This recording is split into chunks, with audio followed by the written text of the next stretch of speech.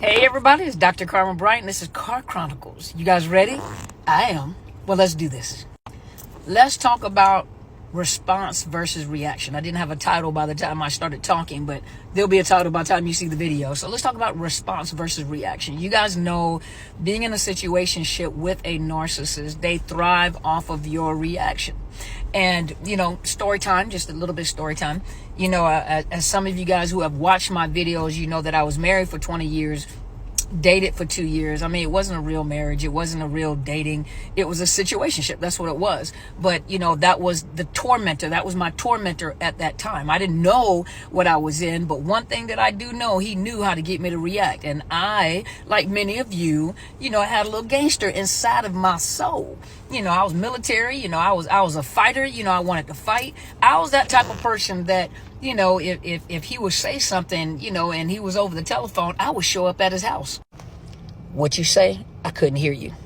I was that type of person that just popped off, had no self-control, because he would get under my skin on purpose, and he knew this. And so by the time him and I separated, and he was playing house with a new supply, and you guys, you know the story, you heard the story, he pretended he was married to another woman because he was pretending without saying that it was me, because me and her looked alike. Very pretty woman, very pretty woman.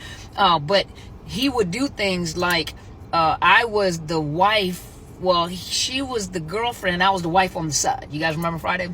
And so he would do little things like making sure he would say things because he wanted me to say something to her. And whatever he was saying to her caused her to make sure that she would say things in the background, not directly to me, but say things in the background. Or when they were on the phone with my daughter, she made sure her voice was heard. She made sure to let me know that she was there, because remember, she's running off of his narrative. So you don't know what the narcissist is saying to this new supply, but they are well aware of how you react. And so his knowledge of my reactions caused him to pull her into the cycle, to have her do things. And really it was a reaction off of his narrative to get me to react. But the same thing that I teach you guys is the same thing I had to implement in my life, and that is called temperance. I had to learn to shut my mouth, and every battle was not my battle to fight. Everything that somebody says doesn't mean that I have to have the last word. Didn't mean that and that was a hard thing to do when you are accustomed to doing it, popping off at the mouth. You know how some of us are or were, hold on, what you saying? Hold on, let me get you straight. Hold on, wait a minute, hold on. Let me come over there so you can say, how we used to do back in the day before we, but I had to take in consideration, I had a new job, I had a new career field, I had a new life work, people are watching me. So what I'm telling people, I have to exercise myself. I have to implement that in my life, which was self-control. And one thing that I learned with self-control is the more self-control I had and the less that I said, the more power it took away from him, because I wouldn't react. I just would not react. And if I knew that he would send messages or require a answer to something, I would wait, and I give the people the rule, wait 24 to 48 hours before responding, because if you respond prior to that, that's called a reaction. It's the very first emotions that come out, you react on. And so I had to learn to respond and not react. And you have to remember that your reactions fuel the narcissist. Even the supply stopped meddling, because you guys know some of them, they don't know us. They don't know who we are. They don't know our former gangster lifestyles, and they don't know who we were at one point in time. They just see the new us, and that new us, they assume that, they're going to take advantage of us. They don't know us like that. And temperance is very powerful, where we have to shut our mouth. And by shutting our mouth, it creates a whole lot of imagination in the mind of that new supply and in the mind of that narcissist, because they don't feel that energy that you release, that hurt. They're looking for that hurt, because that reaction is letting them know that you are you're reacting off of emotions. And eventually it gets to a point where they stop trying to look for a reaction from you, even the new supply. And you guys know, eventually the new supply also gets to know this narcissist. They may not know that they're with a narcissist unless they start hearing about the narcissist, but they start to see some behavior patterns that are questionable. Some things that they have been saying about you that they're starting to look, because they realize that they're projecting. Now, they may not have the verbiage to go with it, but they're projecting their behavior onto the old supply. But the thing about it is that some of y'all, and I'm just keep it real. You guys know that I'm a person that's going to keep it real. I say it straightforward. I was in the military. I didn't try to beat around the bush. I'm going to just say it like it is. Some of y'all need to shut up. Shut to the up. Be quiet.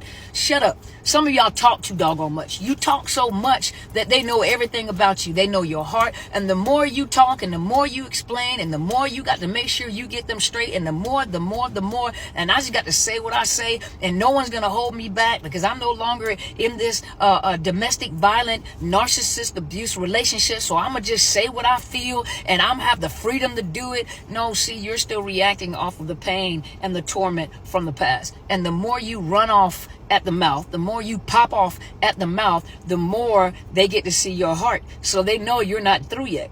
There's still some more pain to get out of you. There's some more reactions to get out of you because you talk too doggone much. Shut your mouth. Be quiet. Get into therapy. Talk to a coach. Be quiet. You know, you lose control and then you start talking. Even in therapy, when I have people that are talking, or they're telling me what it is or what it isn't and how this, and I make sure, and even some of you guys when you're posting your comments, you know, and claiming to be a super empath, and I popped off and I scared them and I made sure I did this. That's not supernova. That's retaliation. That means you lost control. You know, and you guys got to remember, when you're dealing with a super empath, if they go supernova, they did everything they can to avoid going supernova, because it affects them more than it affects the other person. It hurts the other person, absolutely, but it affects them a lot, and it takes a lot for them to recuperate, to regenerate. Some of them actually go, and sometimes if it's bad enough, some of them can go into a mental health crisis. And so for a person just to brag about going supernova and everything, you didn't go supernova, child. You got mad and you retaliated and you blew up. You reacted. That's what happens. But some of you guys need to shut up. Be quiet. Stop talking so daggone much. Even when you start talking to a therapist or a coach, stop talking so doggone much and listen to what they have to say to you. Because obviously what you have been doing is not working. You have been in the same cycle. And what you need to do is you need to break cycles and systems. And sometimes when you're going out to look for help, stop going in to look for help and giving them all the information, everything that you know. Because everything that you know and everything that you have been doing is not working. That's why you're going to get help. Stop trying to be smarter than the person that's trying to help you. You know, listen and stop talking so much. That's how you have been injured over and over again. And you keep getting pulled into the same situations and wonder why, because you need to shut to the up. Be quiet. That's the biggest thing. You have to learn temperance. You have to learn self-control. And I understand that everybody is not a believer in Jesus Christ.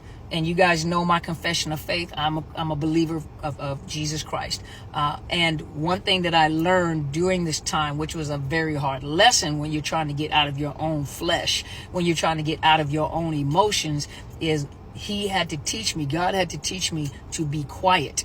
And that was one of the biggest problems, because every time the narcissist would say something or do something, I always had a reaction. He knew this for 22 years.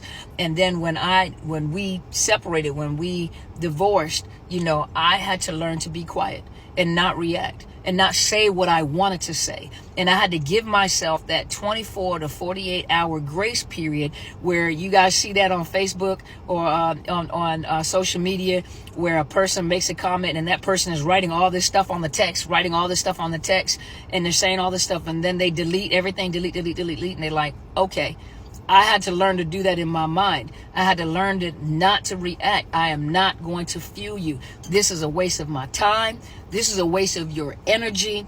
This is a waste of your intellect. This is a waste of your words. You know, just leave it alone. There are some things that you don't have to, and some of you guys, they just don't understand. So I have to make sure that I clarify. No, what you're doing is you're not setting up your boundaries. Boundaries are not negotiable.